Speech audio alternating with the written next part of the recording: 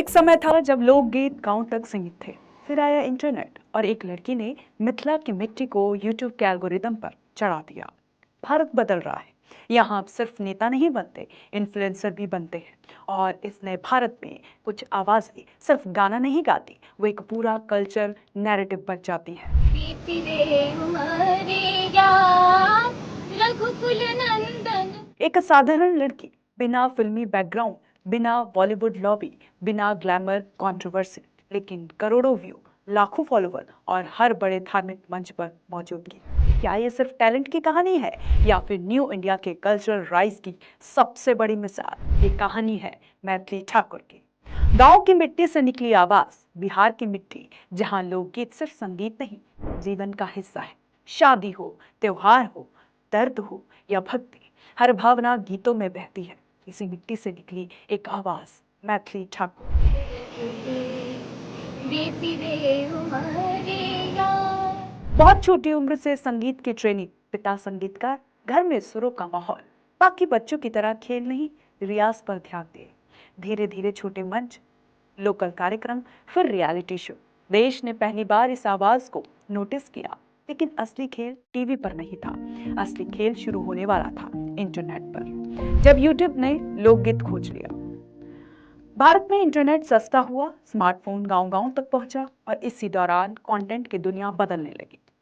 जहां बाकी क्रिएटर शौक बेच रहे थे, वहीं मैथिली ठाकुर बेच रही थी सुकून। रामा रामा रटते रटते। ना बोल्ड कंटेंट, ना कंट्रोवर्सी, ना फेक ड्रामा, सिर्फ संगीत, परिवार और संस्कार वाली इमेज। जब पूरा इंटरनेट अटेंशन के लिए चिल्ला रहा था, मैथिली ठाकुर धीरे धीरे गा रही थी और एल्गोरिदम उन्हें ऊपर उठाता जा रहा था।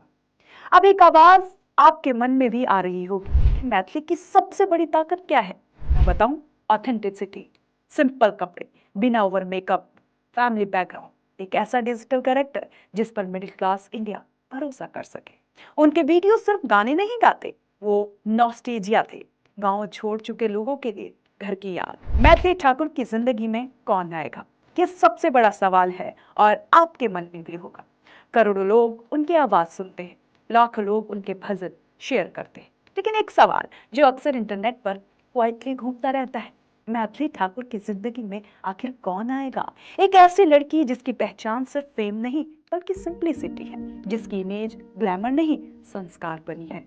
आज के इन्फ्लुएंसर वर्ल्ड में रिलेशनशिप अक्सर हेडलाइंस बनते हैं, ब्रेकअप, कंट्रोवर्सी और रोमांस, लेकिन मैथिली ठाकुर की दुनिया अलग दिखाई देती है। यहाँ फैमिली पहले दिखती है, फिर फेम आता है। शायद यही वजह है कि लोग उनकी शादी को सेलिब्रिटी गॉसिप की तरह नहीं करते, एक कल्चर मूवमेंट की तरह देखते हैं। लोग इमेजिन करते हैं, क्या उनकी जिंदगी में आने वाला इंसान भी उतना ही ग्राउंडेड होगा? क्या वो भी संगीत से जुड़ा होगा? क्या वो भी उसी सिंप्लिसिटी को समझ पाएगा जिसने मैथिली ठाकुर को करोड़ों लोगों से जोड़ा? क्योंकि सच ये है कि मैथिली ठाकुर सिर्फ एक सिंगर नहीं है, वो लाखों मिडिल क्लास फैमिलीज की इमोशनल इमेज बन चुकी है। पेरेंट्स उन्हें अपनी बेटी जैसा देखते हैं, यंग गर्ल्स उन्हें इंस्पिरेशन की तरह, और शायद इसी वजह से लोग उनकी जिंदगी के अगले चैप्टर को लेकर इमोशनली इंटरेस्टेड है। लेकिन शायद सबसे इंटरेस्टिंग बात यह है कि मैथिली ठाकुर ने कभी अपनी पर्सनल लाइफ को लेकर कंटेंट नहीं बनाया। ना फेक रिलेशन वीडियोस, ना पब्लिसिटी रोमांस, ना इंटरनेट ड्रामा। आज के एल्गोरिदम एरा में जहां लोग प्यार तक मोनेटाइज कर रहे हैं, वहां मैथिली ठाकुर की साइलेंस उन्हें और मिस्टीरियस बना देती है। और शायद यही मिस्ट्री ऑडियंस को उनसे और जोड़ती है।